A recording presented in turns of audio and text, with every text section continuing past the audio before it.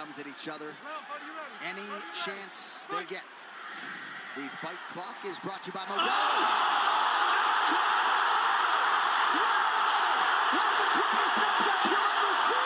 It's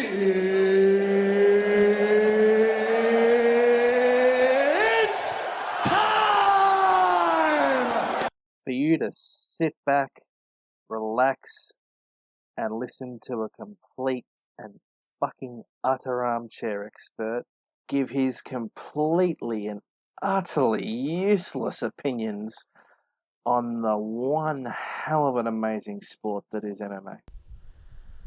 Bloody second time recording this because my bloody inputs have screwed up, but g'day guys. I'm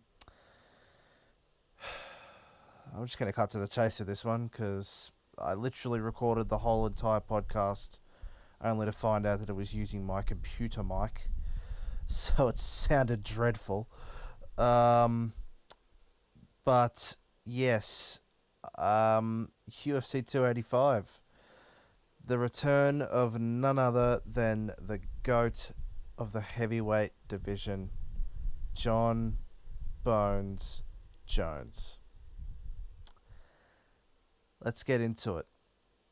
I'm not even going to take a break because I've wasted too much time already. It is currently 3:40 a.m. and I need to get this recorded, mixed, mastered, and uploaded in time for the 6 a.m. release. But the return of Jon Bones Jones. Of course, he's fighting no slouch at all. A great fighter in his own right, in Ciryl Gane. Knocked out and, quite frankly, exposed Tai Tuivasa, who's a banger in his own right, and nearly beat Francis before Francis picked him up with one good knee. I mean, really, if Jon wins, there's no way you can say he's not the GOAT, really, because you know, come from a 3-year layoff. You know, he's come from a 3-year layoff. He's fighting for the heavyweight championship, which if anyone could do it, it'd be Jon Jones. And if he wins at a heavier division, he's 260 pounds now with 3 years of ring rust. If he wins, he's the GOAT. He is at least the GOAT of the light heavyweight division, if not, outright everything. It'll be awesome if he wins, man. It really will. And you know, I saw the press conference. Man, it's looking like Jon has really matured. I might be wrong. I hope I'm not. But it's looking like he's really matured. Showing respect to Ciryl. Showing respect to Ciryl. He was, the comments about DC saying that you're more than welcome to commentate my fight, DC. I'm thinking he might have matured. I might be wrong. I hope I'm not. But I'm thinking he might have matured, which is good. But of course, ladies and gentlemen, this card is not just the return we've all been waiting for of Jon Bones Jones after 3 years. It is also Valentina fighting on the card as well, which, honestly, the women's division's probably been, one of the most interesting things, or probably was one of the most interesting things in 2022. So it'd be interesting to see what happens in that fight. And also Cody Garbrandt, who I didn't know was fighting on this card until today, basically. Always loved his history with TJ. Of course, he got knocked out violently, I think, in his last fight. Always loved his history with TJ. Kind of reminded me of DC versus fucking Cormier. bitter rivals, and one of them got suspended for drugs, and the other was kind of just left in the doldrums.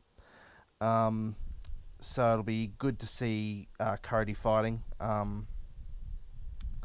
But yeah, man, it's of course one of the returns I've been waiting for. I haven't actually, well, I have seen Jones fight. I think the last time I saw him fight was the DC fight. The DC fight. And I haven't seen him fight since. So it's going to be really interesting to see him fight. And as I said to my mate, who wasn't going to be watching this fight, but now he, of course, is, it's the sort of thing that you might only see once. So why not see it? But yeah, one of the returns I've been looking forward to the most. The other is, of course, Connor, who's on The Ultimate Fighter right now with Michael Chandler, and probably creating a hell of a lot of moments over there. But yeah, because we all know how his last appearance on The Ultimate Fighter went. That was hilarious. I was watching some videos of that the other day, actually. But yeah, man, just a short and sweet little overview of what's coming up, which is going to be an absolutely exciting card. Yeah, man. I am sorry if this podcast is a bit short and blunt. I'm a little annoyed it didn't work the first time, and as I said, it's very late, and I need to get this recorded, mixed, mastered, and uploaded by 6 a.m. So please do pray for me, guys, but I will be sure to make a better overview of the card after it's happened. But anyway, I hope you enjoy the fight. I certainly will. I tweeted out after UFC 284, which of course was the first UFC event in Australia since UFC 243 in 2019, that UFC 284 might have been the most historic Australian UFC card of all time.